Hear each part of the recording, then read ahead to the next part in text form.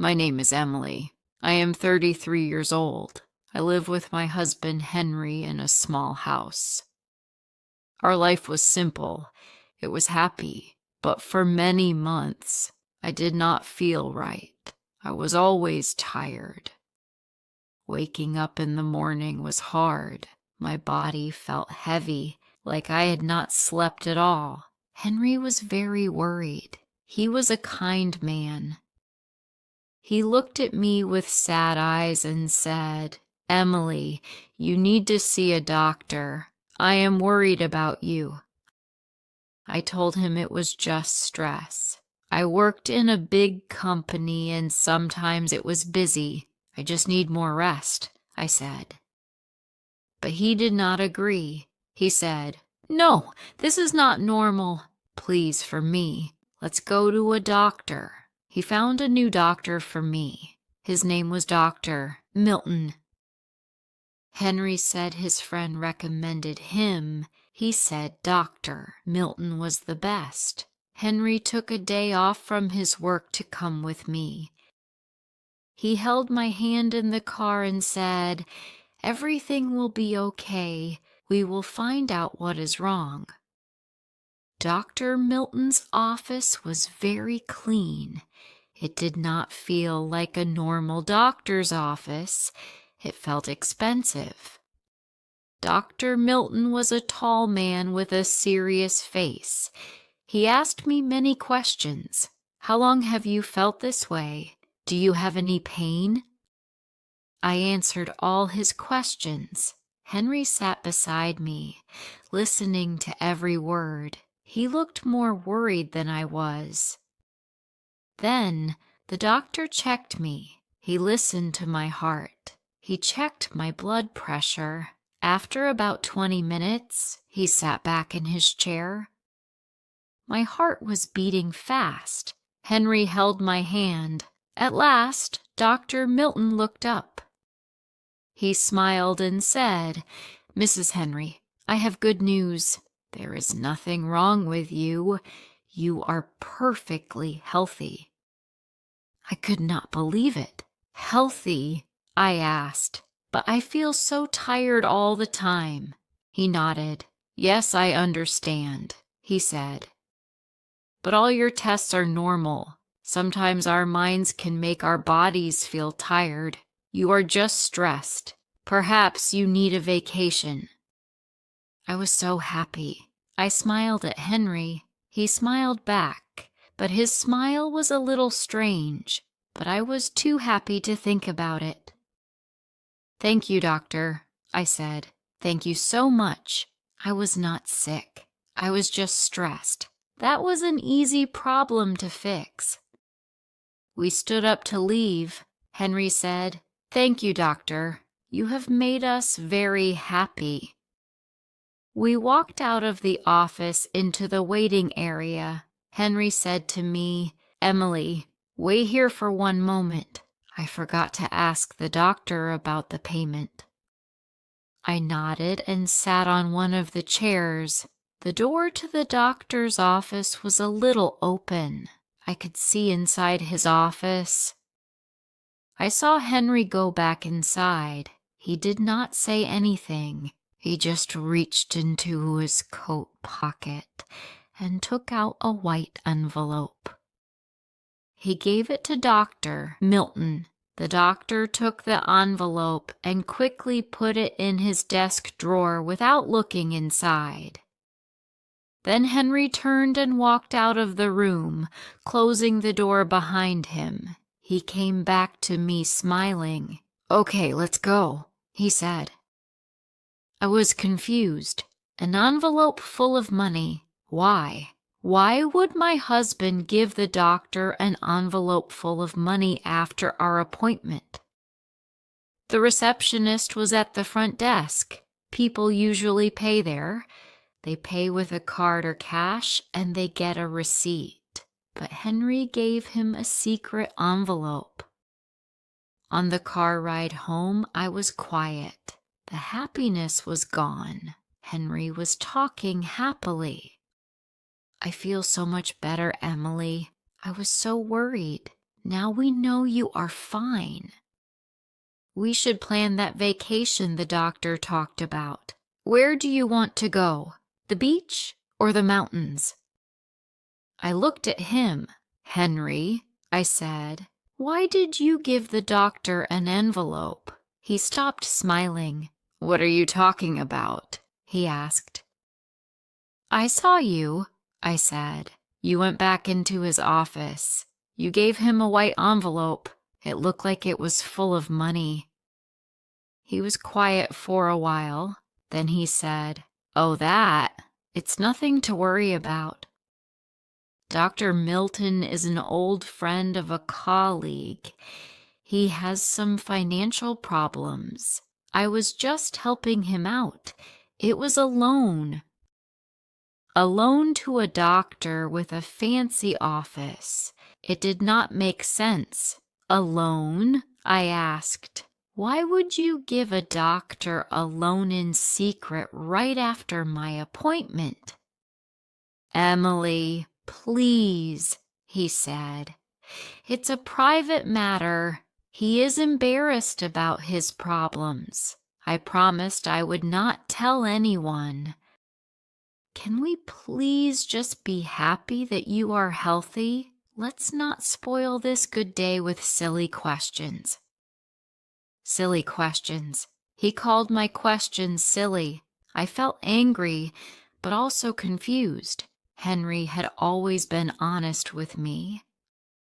I wanted to believe him, so I said, "Okay," but in my heart, I was not okay at all. The next few weeks were strange. I tried to be happy. I tried to believe I was healthy. I told myself the doctor said you are fine. Henry said it was a loan. Stop thinking about it. I went to work. I smiled at customers, but I still felt tired. One afternoon, I was working on the computer. I suddenly felt very dizzy. The world turned black for a second. My head hit the desk. My boss, a kind old woman named Mrs. Darcy, ran over. "Emily, are you all right?" she asked. "Yes, I think so. I just felt a little dizzy." She looked at me, worried. "This is happening a lot, isn't it?" she said. "You should really see a doctor." "I did," I said. "He said I was perfectly healthy." She said, "Well, perfectly healthy people don't almost faint in office. Maybe you should ask another doctor." Another doctor. It meant I did not trust my husband. It meant I did not trust Dr. Milton. But Mrs. Darcy was right. What was happening to me was not normal. That night, I told Henry about what happened at work. "Oh, my poor Emily," he said. "You are working too hard. The doctor said you need to rest. Maybe you should take some time off." He was so caring, so loving, but his answer was always the same: rest. He never told me to see another doctor. He never thought that Dr. Milton could be wrong. One evening, Henry was in the shower. His phone was on the table. It buzzed with a message. I never looked at his phone. I trusted him. But that night, I picked up his phone. The message came from a number saved as Dr. Milton. It said, "The next payment is due next week. Please don't be late." Payment, not a loan. My heart began to beat fast. He had called this number many times. My hands were shaking. Henry came out of the bathroom. He said, "Everything okay, honey? You look pale." I said, "Yes, just a little tired." That night I could not sleep. What was happening? Why would Henry do this? Was he trying to hurt me? Did he want me to be sick? The next day, I knew I had to do something. I remembered what Mrs. Darcy said. Another doctor. I did not tell Henry. I found a women's clinic in the next town. I told Mrs. Darcy I was taking a sick day. I took a bus to the other town. I was very scared. What if this doctor also said I was healthy? Then I would know for sure that I was going crazy. The clinic was busy and very different from Dr. Milton's office. The doctor was a woman named Dr. Lauren.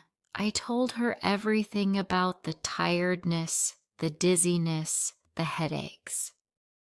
When I finished, she looked at me and said, "It sounds like you have been going through a very difficult time. We will solve this together." Dr. Lauren did blood tests and other things I did not understand.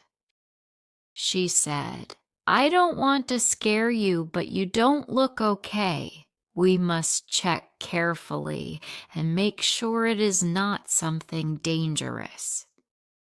It took a few days for the test results to come back. I went to work and acted like everything was normal.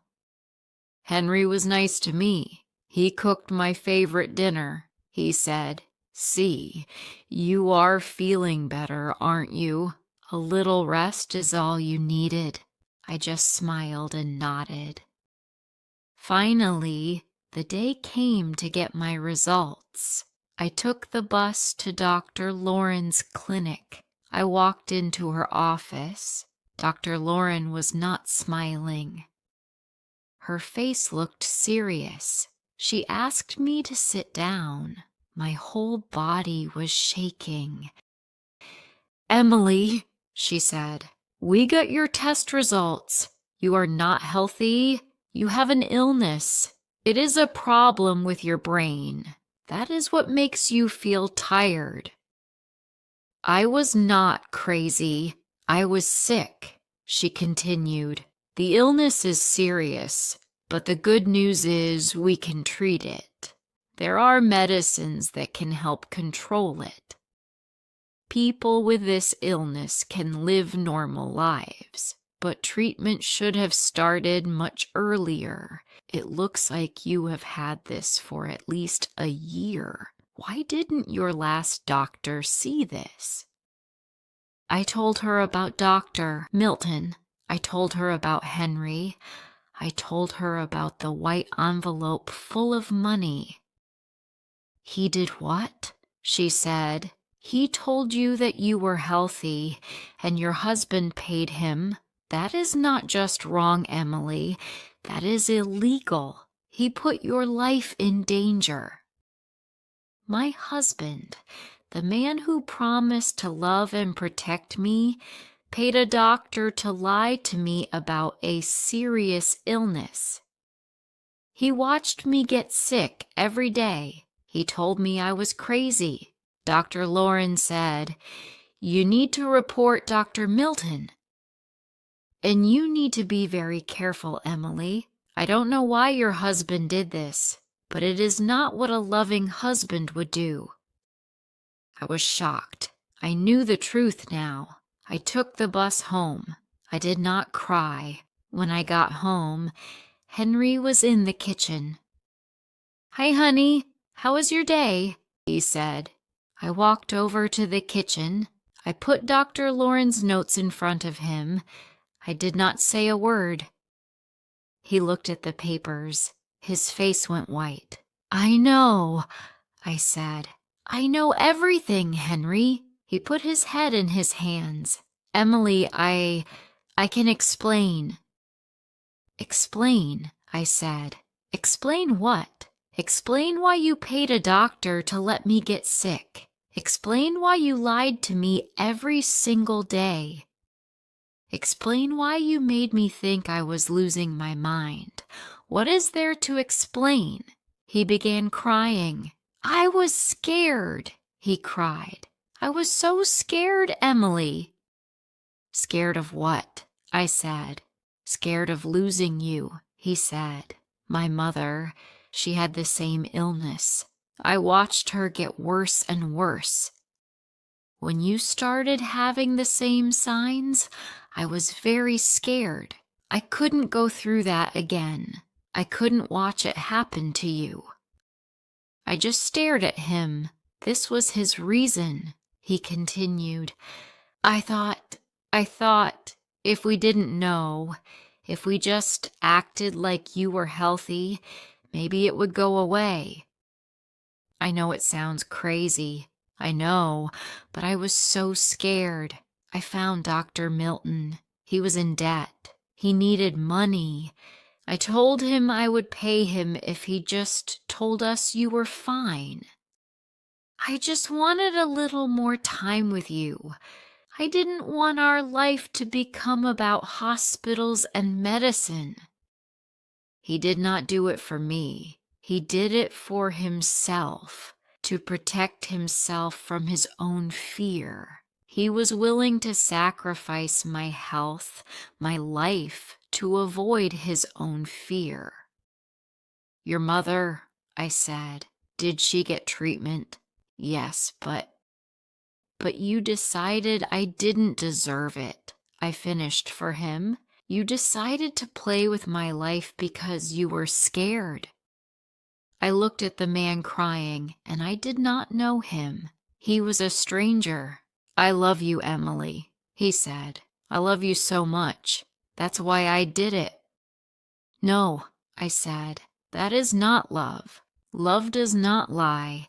Love faces fear together. It doesn't hide from it and let the person you love suffer alone. I went into our bedroom and began to pack my clothes. He said, Please, Emily, don't leave me. We can fix this. I'll do anything. I'm so sorry. Please forgive me. Forgive you, Henry? The trust is gone. Every time I will look at you, I will see the lie. I will remember every day I felt sick and you told me I was fine. I can't live with you. I finished packing my bag. I called Mrs. Darcy. I told her what happened. She said, You can stay with me, Emily. You can stay as long as you want. I opened the door and walked out of the house. I did not look back. Soon I filed for divorce from Henry. Sometimes the people who love us the most can hurt us the most. True strength is not ignoring problems. It is facing them, even when you are scared. If you liked this story, please like, comment, share, and subscribe.